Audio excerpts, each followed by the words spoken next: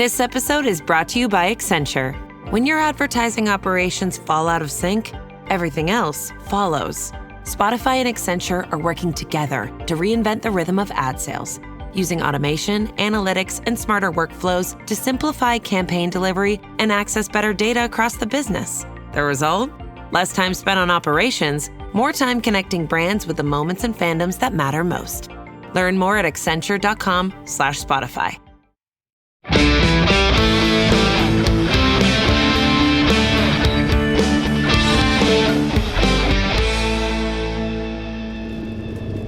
In 2005, two brothers hit the road searching for their father and ended up fighting demons, ghosts, monsters, angels, and preventing the apocalypse. Over 15 seasons, Supernatural became more than just a television series. It became a fandom, a community, and for many people, a chosen family. I'm Richard Speight Jr. I played the trickster, Gabriel, Loki, and I also directed a number of episodes along the way. And I'm Rob Benedict. I played Chuck Shirley, who was later revealed to be God. Spoiler alert! Now, we spent years making the show, but we never actually sat down and watched every single episode in order until now. And this season, we're diving into Season 9, the fallout of the angel trials and the fall of heaven, secret possessions and broken trust, and a whole new war between angels, demons, and the Winchester brothers. Each week, we'll revisit every episode alongside the actors, writers, directors, editors, composers, and a whole slew of crew members who help bring the series to life. We'll share behind-the-scenes stories, revisit unforgettable moments, and talk about what happened on set, preserving the history of this iconic show. Now, fair warning, just like Rob proved a few seconds ago, there will be spoilers. Yeah. Oh, yes, there will be. And remember, this is our first real watch through of the series, so if we forget a plot point, mix up some lore, or don't know what happens 3 episodes from now, that's just part of the ride. So join us as we fire up the Impala once again, hit the open road, and continue our journey through Season 9 of Supernatural.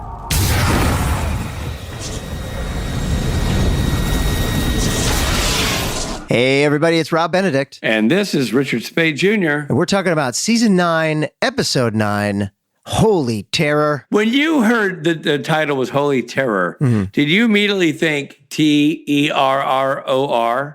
Or did you think Tearer, like someone who tears? Tears things? Yeah. I definitely thought what it is, terror. Did you think maybe Holy Terrier?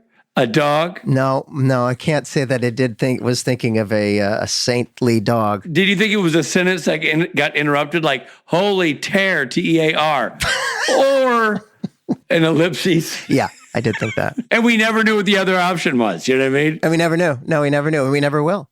Hey, everybody, do you have your favorite podcast episode? I do. I know, but I'm not asking you. Okay. Post an Apple, YouTube, or Spotify link to your favorite episode on Instagram or Twitter and tag the podcast at SPN Then and Now. Crowd noise. Wow. Cheering. I got it. Robbie got it right. Wow. Whew. Show other fans what you think is worth listening to. Yeah, you do. Yeah. Yeah, you should. Holy cow, that hurt. That took all of my brain power. Well, why don't you summarize this? Because that'll be a bit of a time for you to rest. And I'm sure it'll all make a lot of sense. Yeah. A bus carrying a church glee club arrives at a biker bar in Caribou, Wyoming, where the choir members, angels inhabiting human vessels, slaughter a rival group of angels posing as bikers. It's a grisly scene. Grisly. The massacre marks the beginning of a growing civil war among the fallen angels.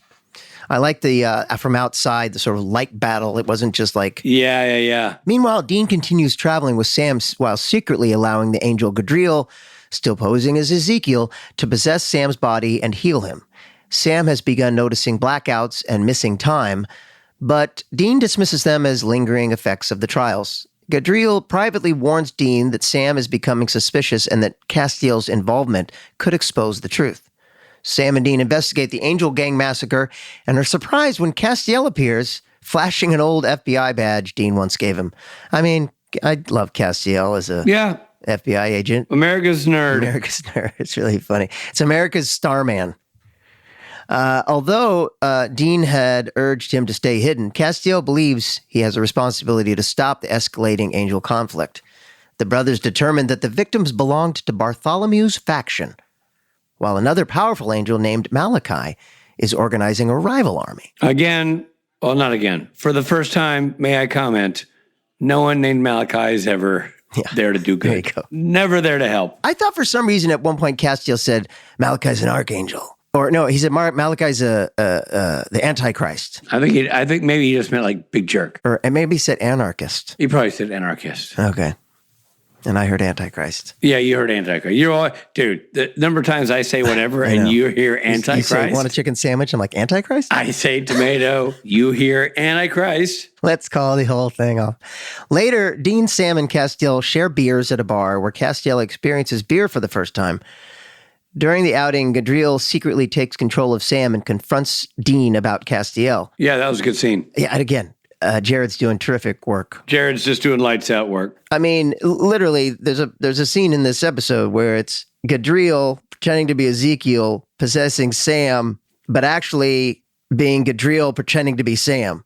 You know what I mean? Yeah, I know. I'm saying there's so many almost very confusing, but they make sense. After leaving the bar, Gadriel encounters Metatron, who immediately reveals that he knows Gadriel is pretending to be Ezekiel. Metatron explains that Gadriel was imprisoned for centuries. Now, wait a minute. Dean doesn't know at the beginning of this episode that it's Gadriel, right? He still thinks it's Ezekiel. Correct. All right, okay. Metatron explains that Gadriel was imprisoned for centuries after failing to stop evil from entering the Garden of Eden. He offers Gadriel a chance to redeem himself by helping rebuild heaven under Metatron's rule. So there are two factions in heaven at this point. Okay.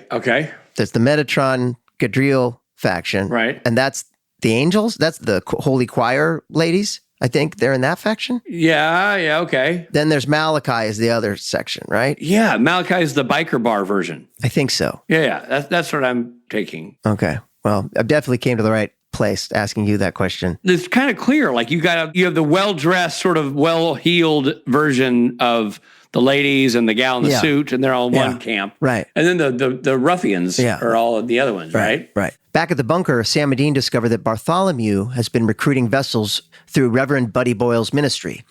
Meanwhile, Malachi's forces attack another group of newly recruited angels, a teen Bible study club, making it clear that the struggle for control of heaven has become an all-out war. I mean, it's just brutal. Yeah, man. It's crazy. The way they run around the camp and zap people out of their heads, it's nuts. It's not good. Seeking answers, Castiel prays for guidance but receives none. Instead, he meets Muriel. Hello. A frightened angel trying to stay neutral in the conflict. Well dressed like a Mountie. Yeah. She explains that both Bartholomew and Malachi are hunting neutral angels and forcing them to choose sides. Before they can escape, Malachi captures them both. Malachi tortures Castiel, convinced he knows how to reverse Metatron's spell. When Castiel insists he doesn't, Malachi has Muriel executed to force his cooperation. Yeah, that's not cool. Muriel was great. She had the whole, Forest Service uniform, wide-brimmed hat. Yeah, who doesn't love a wide-brimmed hat? I know, she was kind of cute. I was just thinking she was a woman of service, but yeah, I guess you have a point there. Left alone with Malachi's lieutenant, Theo. This is a funny scene. Castiel learns Theo secretly wants to defect to the Metatron's side. Yeah. I thought that was really funny. I agree. Yeah, it was good. Can you talk to him? Help an angel out. Pretending to help him, Castiel convinces Theo to release him. He then kills Theo with an angel blade and absorbs his grace, restoring a portion of his own angelic powers. Once an angel again, Castiel kills Theo permanently and escapes before Malachi can stop him. I gotta say, it kind of sucks for Theo. Like he was kind of doing the right thing, but I know. Whatever. Castiel calls Dean to report that Ezekiel actually died during the fall, proving that the angel inside Sam is an imposter. Realizing he's been deceived, Dean asks Kevin to create a sigil that will temporarily disable the angel possessing Sam so they can force him out safely. Meanwhile, Gadriel accepts Metatron's offer to become his second in command. To prove his loyalty, Metatron gives him an assignment: kill Kevin Tran. That's a great scene as well. It is a great scene. But we don't know that it's kill Kevin Tran. No, it's not. No, he said you're just going to have to kill people. I didn't know it was going to be Kevin Tran. Did you? No, I did not. And wait, at this point in the story, we don't either. You just see Jared look at the writing on the piece of paper or the book and just go, ah. Yeah. Dean activates the sigil and finally tells Sam the truth, that he tricked him into accepting angelic possession to save his life. Furious that Dean took away his choice, Sam hesitates just long enough for Gadriel to seize control. See, I think that Gadriel was in control that whole time. Yeah, that's what Gadriel says. Yeah, Gadriel says that he overheard them having that conversation about the sigil. Yeah, and they took over. And then he wiped his hand on it and And then he was in control the whole time. So, Right. so Sam going like, I can't believe he did this, and hitting him and all that. That wasn't Sam. That was Gadriel. That was Gadriel. Having overheard Dean and Kevin discussing the sigil earlier, like I'm saying, Gadriel altered it to prevent it from working. He knocks Dean unconscious, murders Kevin. Well, that's just part of a sentence? You just throw that in the middle of a sentence? Wow, just takes out the trash, kills Kevin. Yeah, and then goes to the grocery store. And goes to the grocery store. Oh my God. He knocks Dean unconscious, murders Kevin, steals the angel tablets. That's right in the middle of a list of things. You just have murders Kevin. Kevin, played by Osric Chow. The Chowmeister. By the way, you could couch this a little bit, buddy, for those of us who didn't watch the episode and rely on your synopsis as our guide. Yeah. I didn't know that was coming. No. No, I didn't. And he lets him have it. There's no saving Kevin. Like he's his gone. eyeballs are all kablooey. I know. I'm still not over Bobby Singer. Yeah, I know. And the death of Bobby Singer. Now I got to deal with the death of Kevin Tran. Well, that's the good news. They can hang out now, Tran and Singer. That's true. And hey, we know he comes back at some point, but but not alive. What? Oh, Robbie. Well, I had a scene with him in like season 15, I think. And I directed him, but still. Come on, man. Yeah, read that list again, but put a little stank on it. He knocks Dean unconscious. What kind of stank? You know what I'm talking about. You're a professional. He knocks Dean unconscious, murders Kevin, Dun, dun, dun, dun. steals the angel tablets, and leaves with Sam's body. That's the kind of Benedict stink people pay top dollar to listen to on this podcast. Right. What are we charging for this podcast? Nothing. It's a free podcast, yeah. Okay, so that's $0 worth of stink right there, people. You're welcome. Dean awakens beside Kevin's lifeless body, devastated, as he realizes both his deception and his trust in Gadriel have led to this tragic outcome. What I done do it? What I done do it? What are we doing? What did we done do? Yeah. Well, brutal. I mean, let's get into it. Yeah. Rob and Rich. Ratings. I enjoyed it. A lot going on in this episode. A lot of moving parts. Look, I really love the episodes where we finally get answers to some questions. And we had a lot answered here. And some questions for some answers. And this is, it's a really well done episode. Well written, well directed by Tom Wright, one of our favorites. Eugenie and Brad writing it like champs. And just so much. I mean, to me, like Kevin killed is the headline. Gadriel is not Ezekiel is Gadriel. And yeah, boy. Just crazy. So yeah, man. I just think, apparently it's the first half of the season finale. Is that right? Yeah, it's the season finale. Yeah, that's right. What do you call that? Half season finale? Mid-season finale. There you go. I got one. You want me to go? Yeah, you do yours. Okay. Here's my thought. I really enjoyed it. And as you know, I'm usually not a big mythology guy episode. I'm usually a monster of the week guy. You are, yeah. But I really like the way Jared Padalecki's playing Gadriel and Sam and Ezekiel. It's like a three-parter, three-character, three-hander, as you say. And Dean sort of like stress about that. And, of course, killing Kevin, which nobody saw coming. We get Metatron, which is always so great. Great character.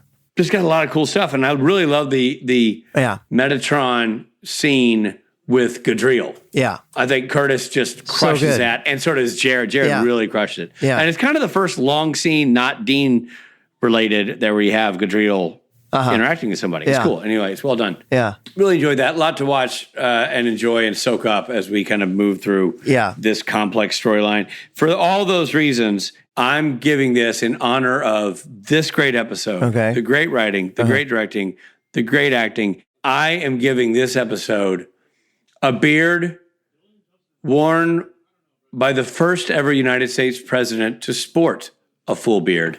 Wow. It was our 18th president. I don't have to tell Rob who that was. Rob, you want to say the name for me? Say it out loud. Ulysses S. Grant. Thank you. It was Ulysses S. Grant, our 18th president. First U.S. president to support a full beard. Wow, I am so impressed with myself that I just pulled that out. Nice job. And he was won the Civil War, kept this country together under the leadership of Abraham Lincoln. He went on to become a president of the United States after leading the Union Army to victory. It's a beard worth bearding. Ulysses S. Grant is my beard of choice for this episode. Wow, good for you. And I know how much, you're dedicating to your country. And that in this episode is nothing but, if not, a salute to America. Well, I'm gonna give it the Kenny Loggins. I just wanted to think about what era, and it's the Caddyshack era Kenny Loggins. So we're talking 1980 Kenny Loggins. It's a really good beard if you look it up. Also, a founding father of pop. Yeah, founding father of pop. Yeah, everybody knows that. Especially all the kids who come to me at the cons and say, "Who the F is Kenny Loggins?" But yeah, it must be a breath of fresh air for them to hear Ulysses S. Grant. Yeah, exactly. Topical. They should know Grant, though, and they should know Loggins. So true. We're doing America a favor. And we're doing you a favor because we're bringing you right now to the podcast Eugenie Ross-Leming and Brad Buckner, the writers who wrote so many episodes of Supernatural. They served as writers and producers on the series for 8 of its 15 seasons. And here is our conversation with Eugenie and Brad.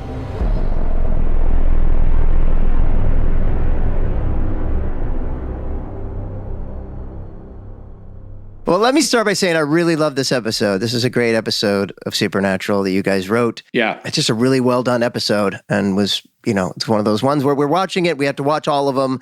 And sometimes it really feels like a TV show. And other times it feels like it kind of rises above. And I really feel like this rises above. Yeah, I forgot how much I liked it. It's quite dense. Oh, yeah, man. Revealing very much, yes. Yeah, it was really enjoyable. And everybody in it was so good that...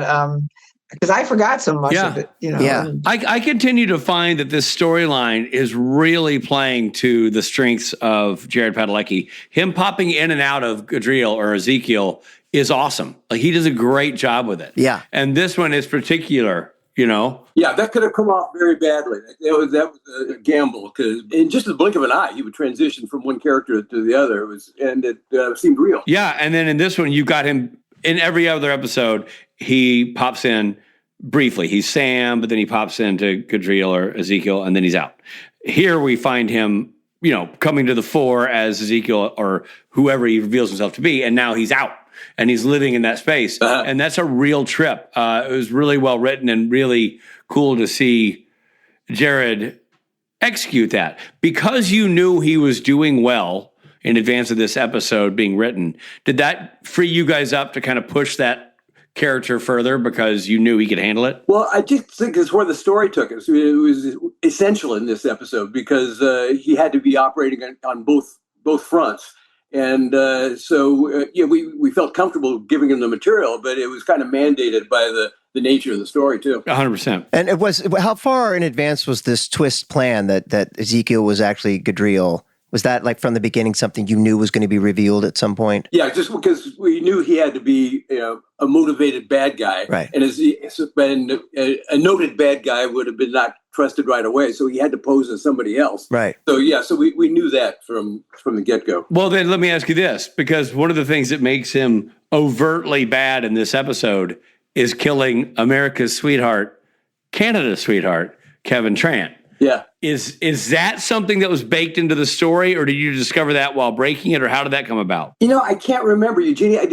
Did we pitch that as we were? We're famous for killing the fan favorites. That's sort of our. Notably, never killed Rob or Rich. No. Kind of a backhanded compliment. Yeah, I would say you're still alive. So what does that tell you? I think we discovered it. It's not like we lie in wait thinking, how do we have the opportunity to kill somebody? But I think we always go for the biggest loss. If we knew Charlie, we didn't know people would hate us. But it is good drama. I mean, like the argument out there amongst fans when a fan favorite gets killed in any show. Certainly, Supernatural has a passionate and vocal fan base. But this could be said about Game of Thrones or any show that has a big fan base that's passionate and vocal. That's good drama. When you don't see that coming and it happens and it's one of your favorites. That's kind of what keeps you on the edge of your seat, because nothing is guaranteed in the universe of the show. Yeah, and that, particularly true of Supernatural. Anybody can go at any time.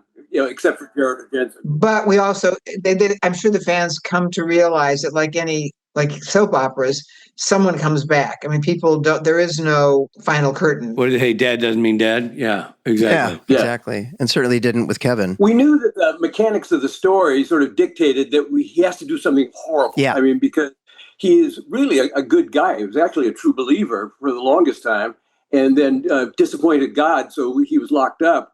So he desperately wants to make his mark on heaven, and Metatron, to his naive eyes, seems like safest bet. So he takes Metatron's word at face value and kills Kevin. So killing Kevin was the worst thing we could think of for him to do. And I think that's kind of where that popped out. Yeah, for sure. This is a heavy mythology episode. Just out of curiosity, which do you enjoy writing more, the Monster of the Week or the mythology episodes? Mythology. Yeah. Yeah. And why is that? What is it about those that attracts you guys? Well, I think personally we actually buy into mythology, so we'd like to contribute to it as much as we can because we think it has the most durability. It's the most fun to write, and you get to go deeper with all the characters, villains as well as heroes. So, the mythology is all about belief systems and loyalty and betrayal and passion and fear. And, you can get pieces of that when you've got the Monster of the Week, but the Monsters of the Week is just a visitor to this world. Whereas the full-time residents are, we're always hungry for more. Yeah. Monsters of the Week, it always feels like you're taking a break actually from the story. Yeah. Yeah. And the mythology ones are so operatic, and the Monster of the Week are a little more blue collar and just the hired gun comes into town. Right. So I don't know, they're just literally fun to do. Yeah. And there are people on the show that really, I think, enjoyed writing the story, the Monster of the Week or the problem of the week. And we did several of those, but I think the ones we write better are the ones that are more, just have more depth. Right. Yeah. And ask us, we have to ask ourselves different questions. So I think we give more. Yeah, and they're important episodes too, because then this becomes the placeholder for what goes on afterward. You're coming back to this as a touchstone for like, okay, this is where we're at with everything, and right. So many questions are answered. As a viewer, you're watching and you're going, okay, something's not right with that guy. I'm going to find out something about him, and then this is it. This is when it's revealed. Mm-hmm. Then that becomes the touchstone moving forward. Yeah. So I would think that it's a big thing for certain writers to take these kind of episodes on. Well, it's a lot of research. You kind of have to. Yeah. There are so many rules in the show, and you have to kind of go wade through all of that stuff, and then find out what you can do to build on that to make it work for you in the episode. In the case of this one, it's been great because of the rule that an angel can't possess a human without being invited in. So if all these angels are coming to Earth, they really can't function on the Earth because they got cast down. They're just vapor, really, until they get a meat suit. And the only way they can do that is to ask. So it led us down the road of evangelicals and having kind of fun with that world. Mm-hmm. Those are the most likely people to agree to admit an angel as a true believer. And so we got to have a lot of fun with that. So it just one thing leads to another. Yeah. Yeah, I thought the angel standoff in the bar was fun. And sort of you have angelical angels and hell's angels doing a good old fashioned brawl. And those ladies getting off, and the juxtaposition of their outfit and their singing really worked to make them incredibly creepy. Yeah. And intimidating as characters. Yeah, that was really fun. And then it also set up, it was the first time there was an awareness on the part of the boys and cast that there were factions forming, that there was an angel war in the making. Right. Yeah. Yeah. And I love the bit where then Cass gets the mojo from another angel that he... Yeah, he stole a dude's grace or whatever. Just hold that thought. We're coming right back.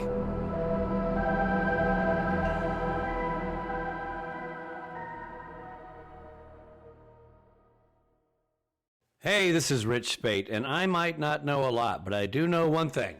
There are some things in life that you don't want to be transparent, like, say, your swimsuit or your search history. But when it comes to your wireless bill, transparency is everything. That's why Mint Mobile's wireless plans got no gimmicks and no gotchas. Just high-speed data, or data if you're one of those people, and reliable coverage on the T-Mobile 5G network. What's up, G? And right now, All plans are $15 a month, even unlimited. You see, Mint Mobile took what's wrong with wireless and made it right with premium wireless for $15 a month. I'm telling you, that's like what, a coffee and a croissant? That's it. All plans come with high-speed data and unlimited talk and text delivered on the nation's largest 5G network. You can even bring your current phone and your number. You don't have to change those things. You like that phone of yours? All your fingerprints all over it? And like that old number that everybody, including all your exes, have memorized? Keep them both. And you choose from a 3, 6, or 12-month plan, and then you say goodbye to your monthly bill because you know exactly what you're going to be paying. You've locked it in. So ditch overpriced wireless with Mint Mobile. It is so easy. You sign up online, you get 3 months of premium wireless service for $15 a month.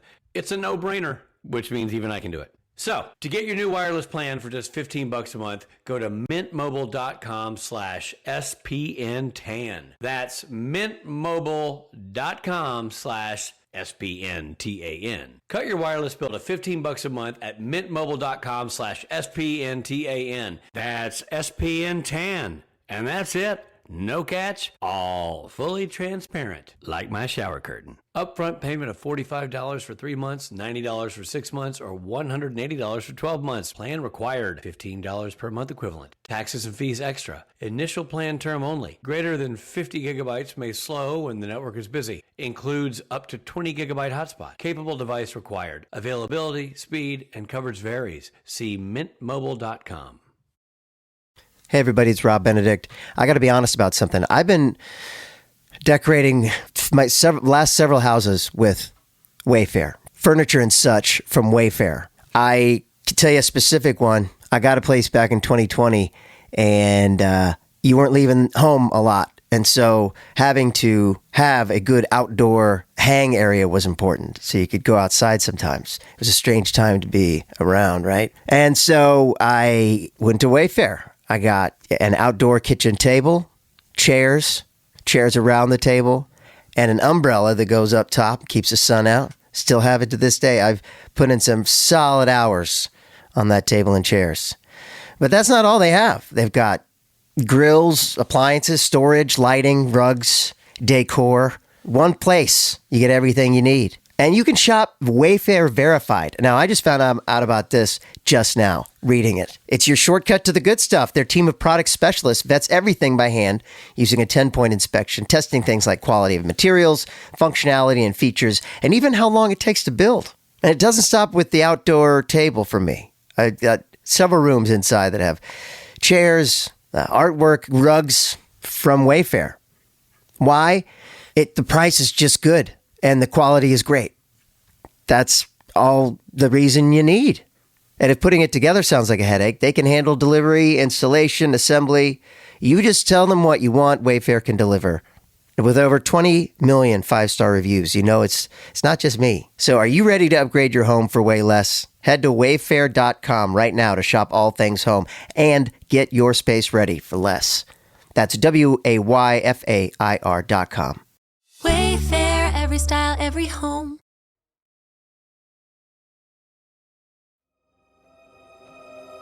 Thanks for listening. Now, back to the episode.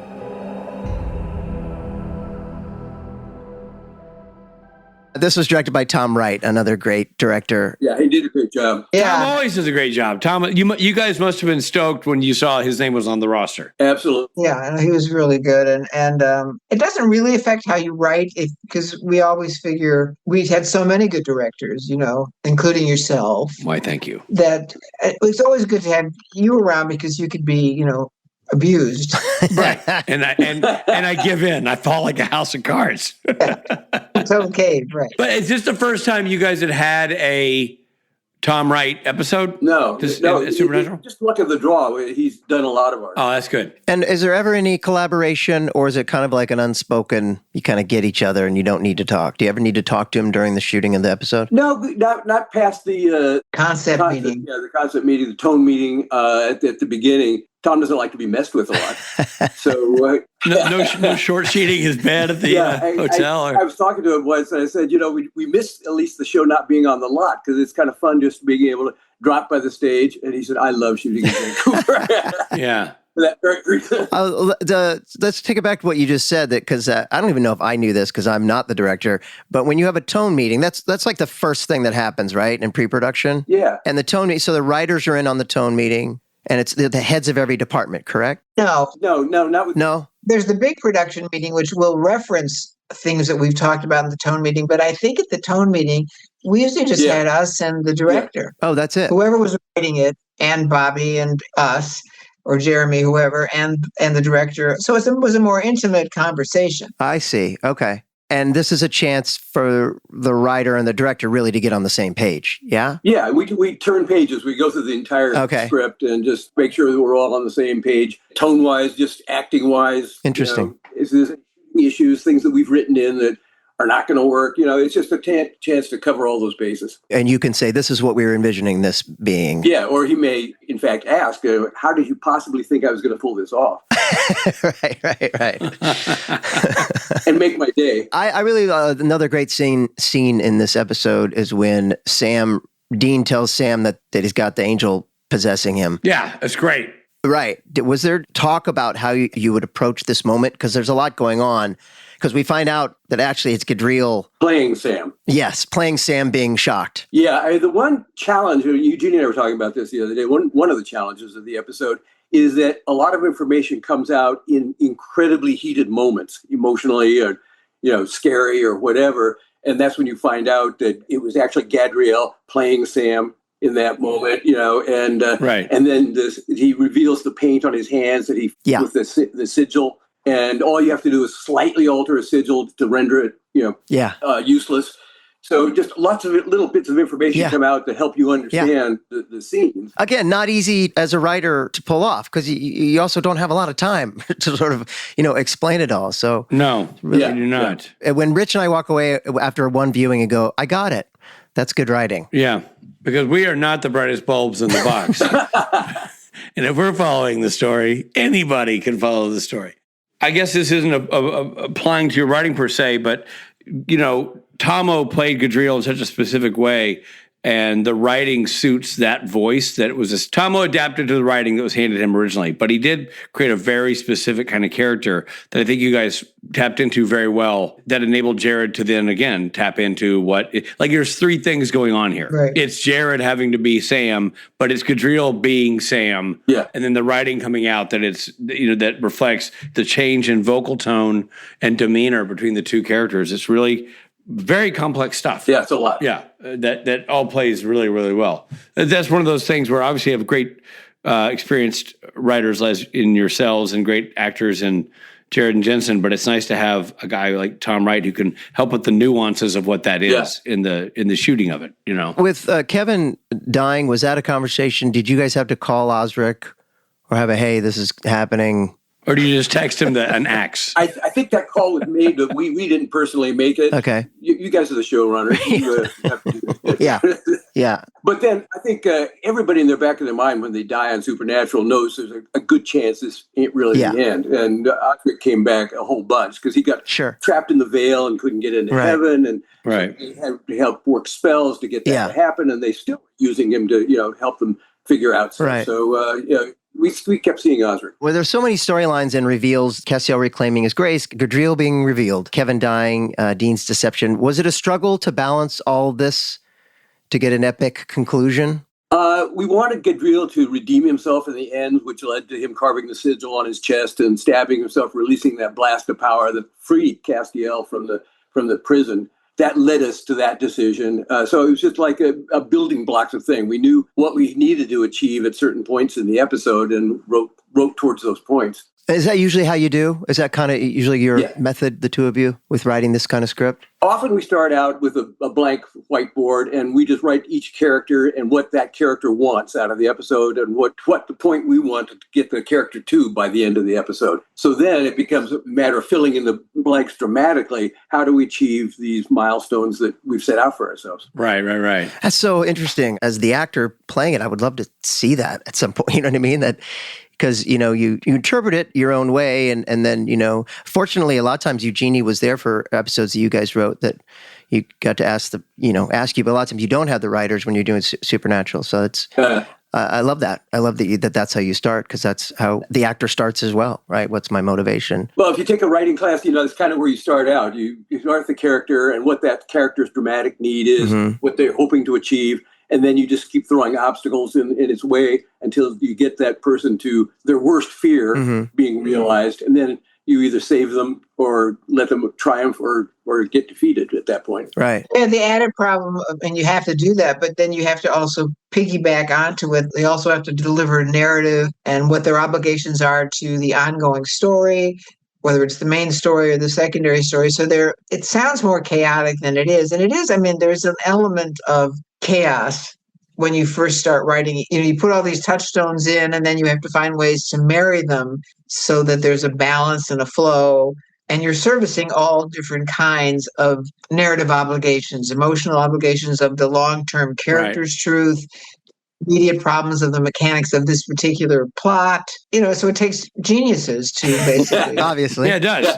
And I feel like you guys had, I know that there's ebb and flow of money throughout the season, but this being a mid-season finale, is there a slightly bigger budget? Because the cast was big. In terms of supporting cast. First of all, you also had Osric Chow, and he didn't show up for free, Lord. But you had all of the factions involved and the standoffs, and there were a lot of moving parts. And is that something you're able to take into consideration when you're tapped with doing a mid-season finale? I don't think we were ever formally told that you guys can go hog wild on this sucker because it's a mid-season finale. I think that it's always a negotiation. You have a big cast, then you start minimizing the number of sets you need or the number of nights you're going to be shooting. It always comes down to horse trading. And did you always know what the ending of this episode was going to be, or were there different versions of that ending? I can't remember. I bet at the beginning of the season we at least knew what the mid-season finale was going to be, what the cliffhanger was going to be. So I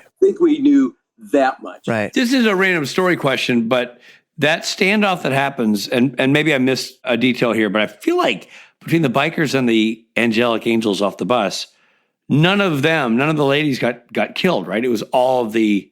Yeah, no, one of the ladies gets killed. Did they? But they're clearly better fighters. She gets killed at the other one, around the bonfire thing. Yeah. Yeah, she gets around the bonfire. Right, the bonfire, but not in the actual standoff in the bar, right? No, all the women make it out of it. Is there my question about that is there a thematic point behind that? Obviously it's good drama, but given the fact that you have two different styles of angels, did one have the advantage of the other, or is it just in that standoff they won? Yeah, I think we weren't trying to say anything necessarily about the women. We just knew that they were bigger badasses than the biker gangs. Roger that. Okay. The biker guys were all religious guys. They were all bikers for Jesus or whatever they were. They were all ministers and dads, and and these women, these were badass women, and they just outfought the other guys. And they were And Cass has a line where he says they were much more violent than they had to be. They butchered these guys. Yeah. No, So I saw in the shot where they're showing all the old dudes and the pool cues and the whatnot. It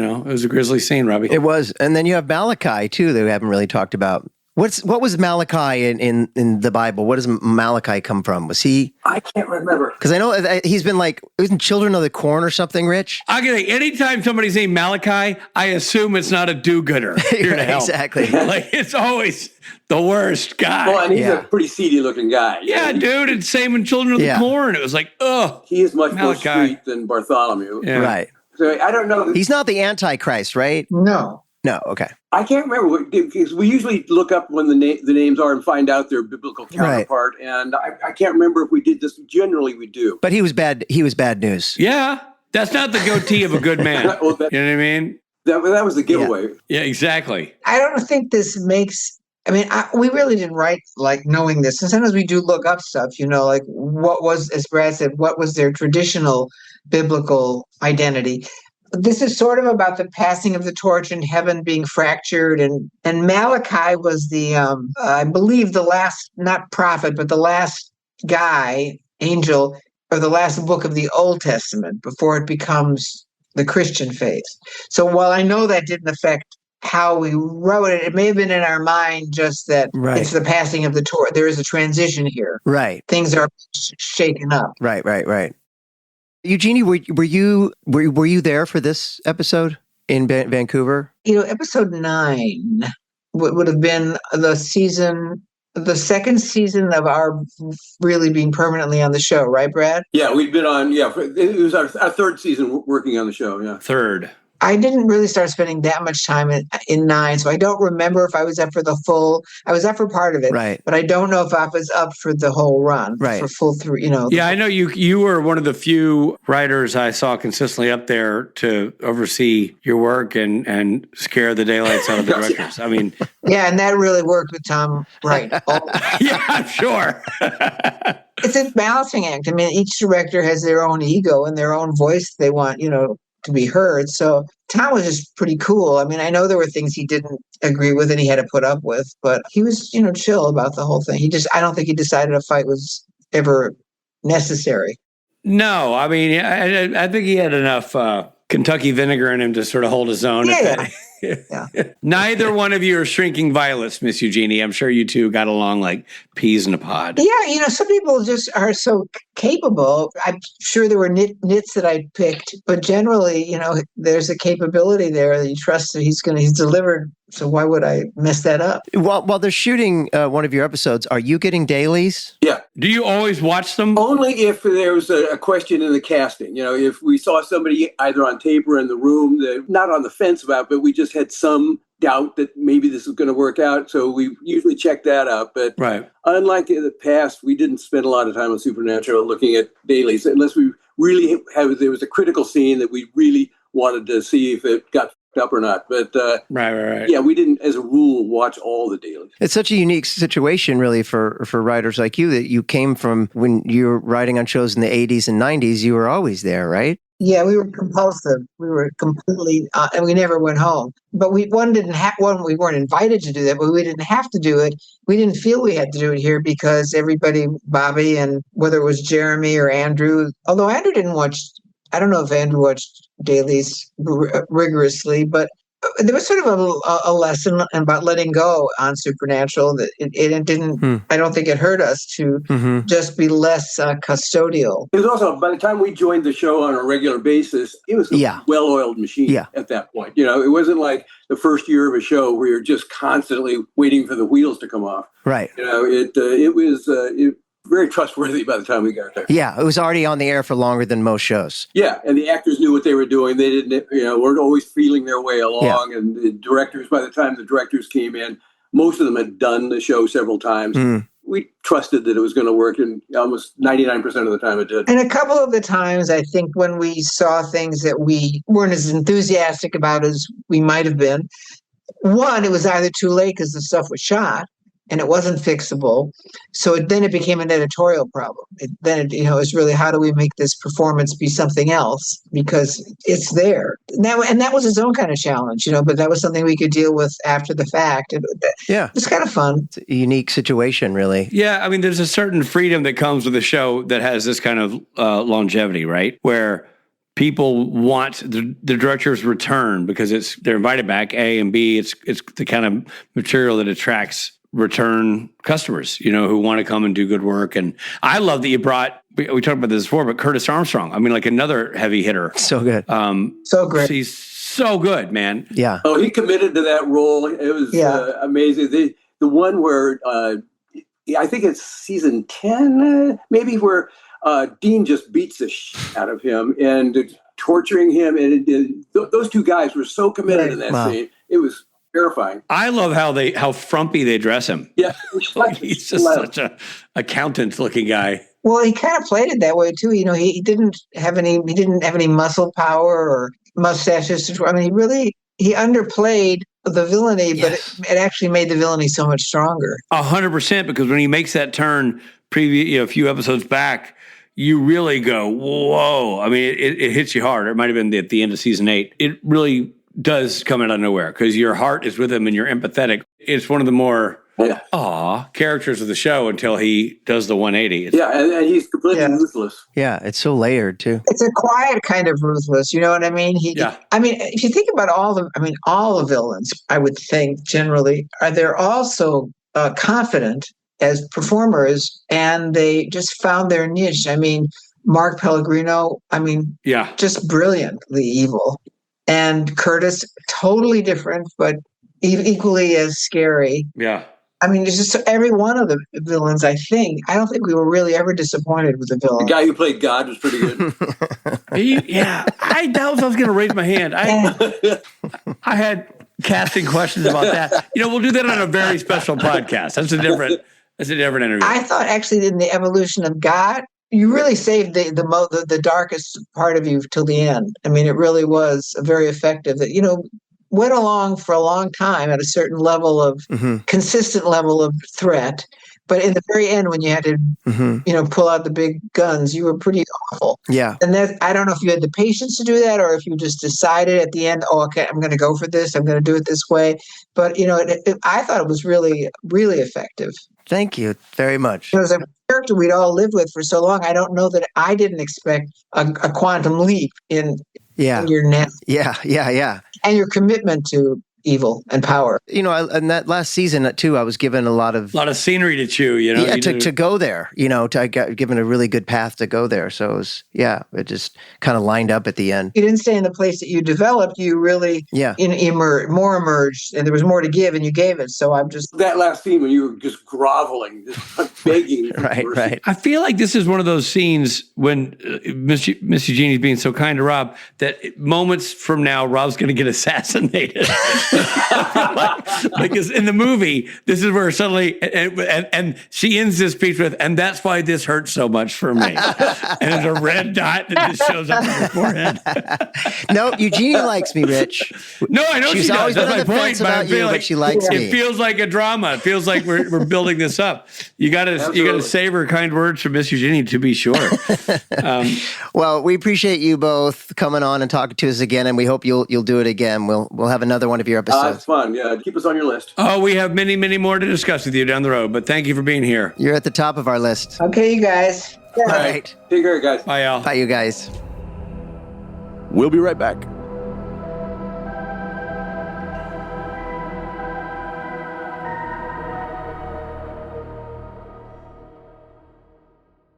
Hey, everybody, it's Rob.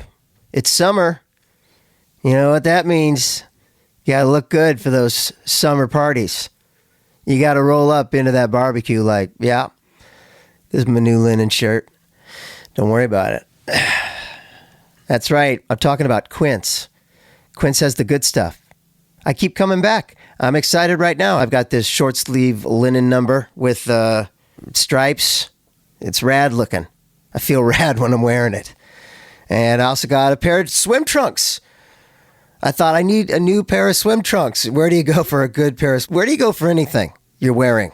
Quince. 100% European linen pants and shirts that are breathable, easy to throw on, and the summer upgrade your rotation needs, starting at just $34. Yeah, that's what I'm talking about.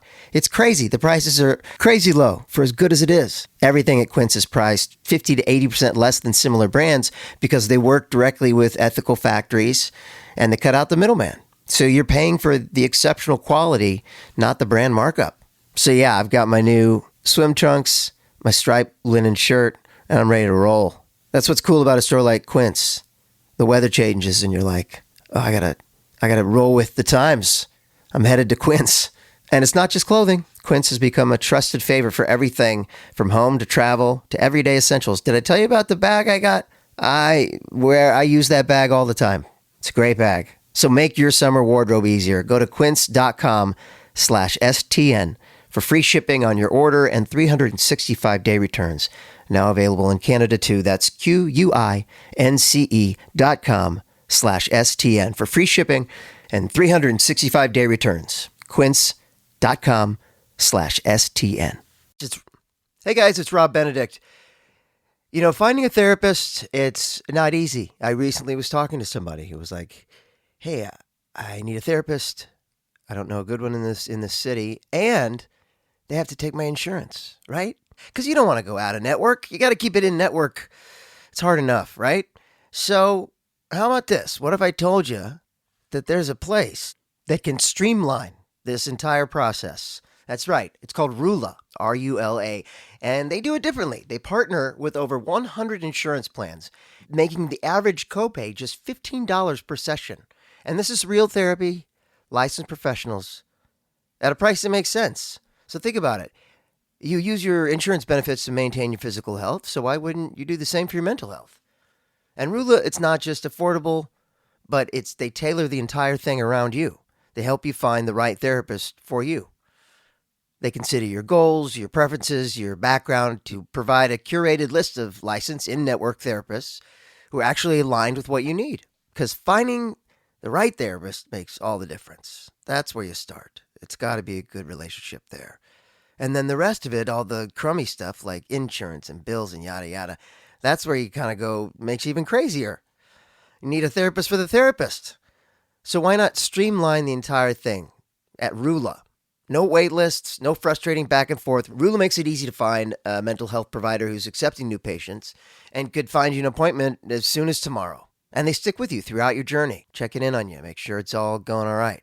Thousands of people are already using Rula to get affordable, high-quality therapy that's actually covered by insurance. Visit Rula.com/supernatural to get started. After you sign up, you'll be asked how you heard about them. Please support our show and let them know we sent you. That's RULA.com/supernatural. You deserve mental health care that works with you, not against your budget. Hey there, thanks for listening. Now, back to the episode.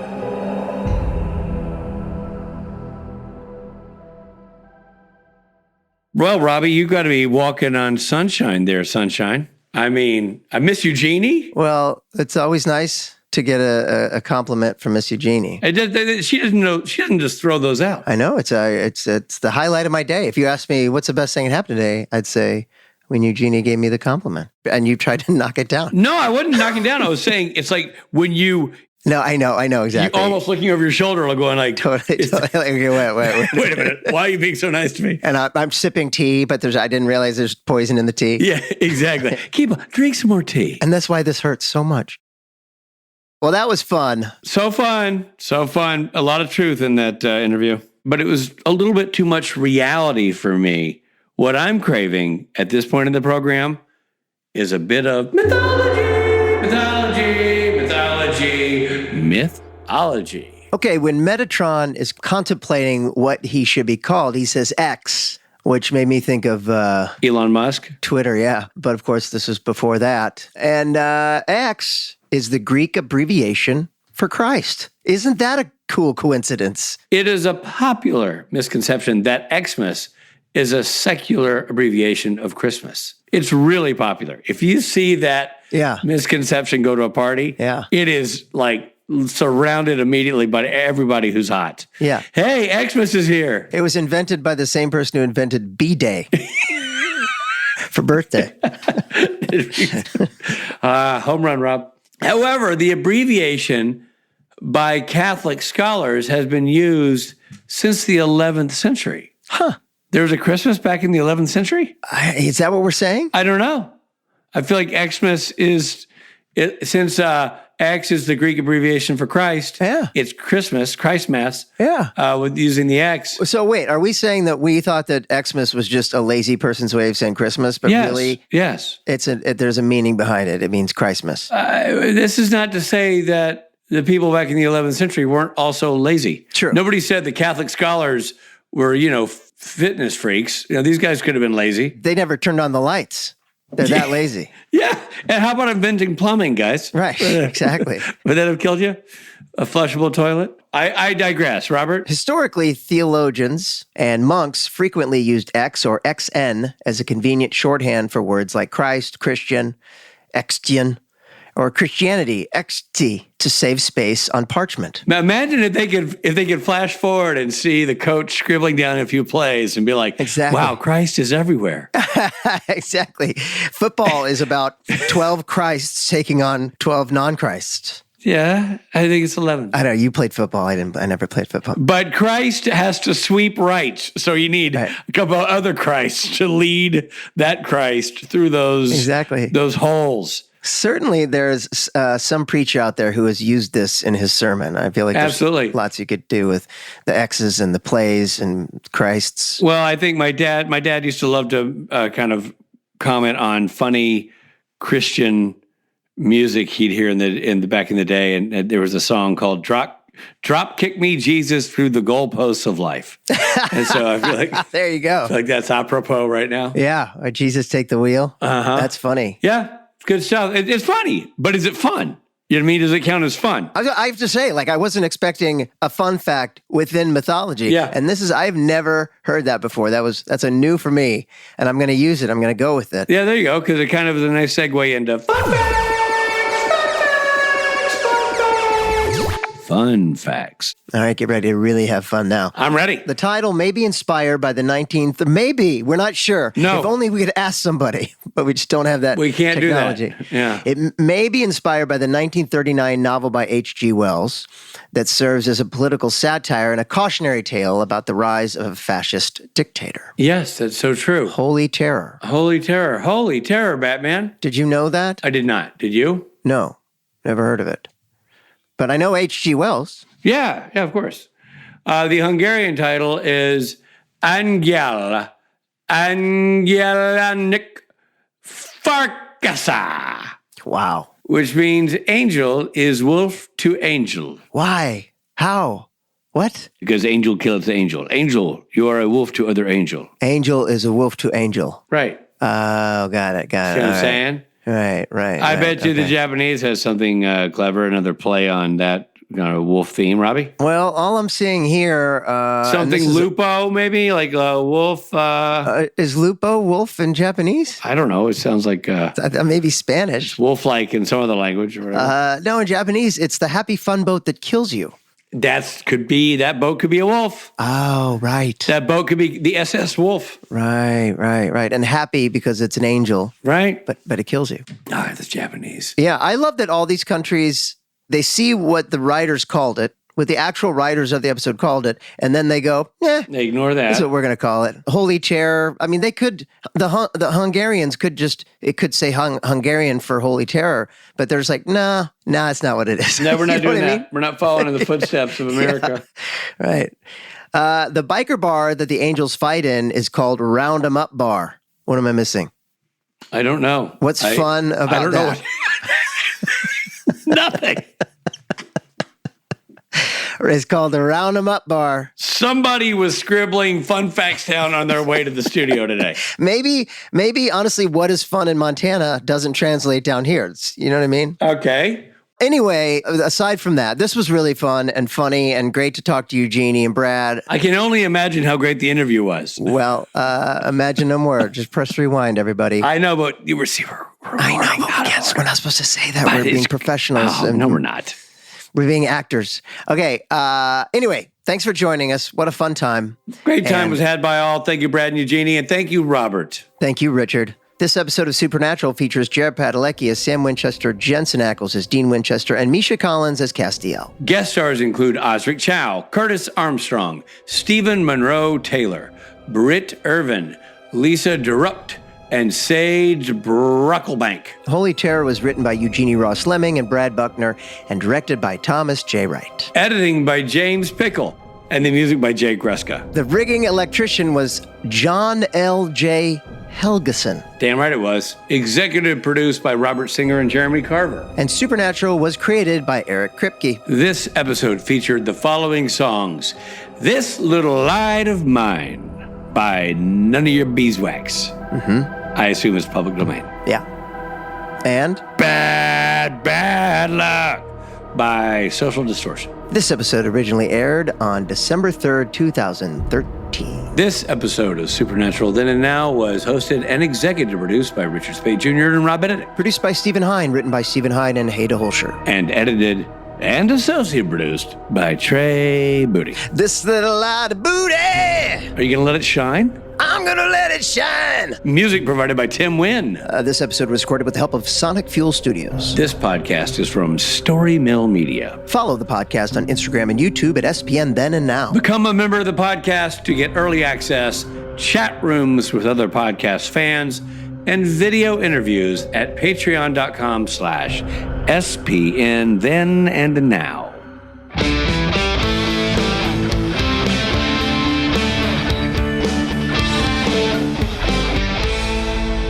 Can I ask a question? Do the two of you, do you still see each other a lot? Are you still writing together? Yes. Okay. So this is like just as old hat. You're talking all the time. Yes. Yeah. Well, good to know. Good to know that the team is still together. We're not the only old hats out there, Rod.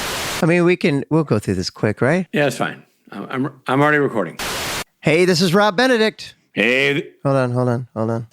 It's first of all, it says post on Apple. Post on Apple, YouTube, or Spotify link to it. I don't know what I'm supposed to say here. Go ahead and tinkle, Steve. We're good. Miss Eugenie, maybe it's the lighting, but you look like you have a brand new hip. Yeah. And that's all we have to say about that. Story Mill Media.